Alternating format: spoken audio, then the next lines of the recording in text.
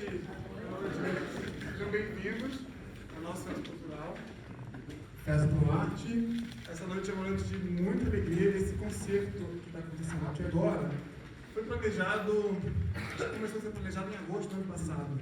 Então, sempre que a gente está com uma temporada rodando, a próxima já está sendo pensada. E ela está sendo pensada, planejada, existe uma equipe por trás, existe todo um sistema por trás. E eu quero ressaltar a importância desse sistema. Essa temporada, essa orquestra, é um projeto do Ministério da Cultura, do Governo Federal, é um projeto de incentivo através da Lei de Incentivo à Cultura, Lei Rouanet.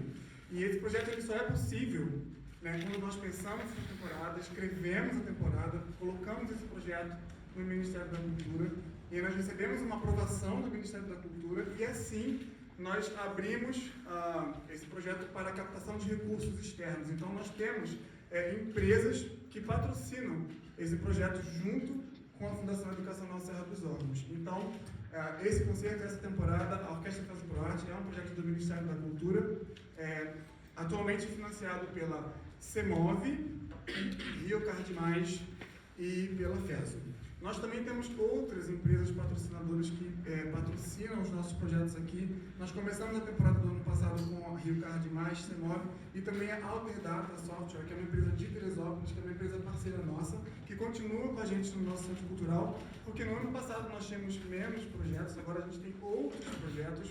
Então essas empresas parceiras elas vão chegando e vão se juntando a nós, e esses recursos vão sendo colocados de forma correta em cada projeto.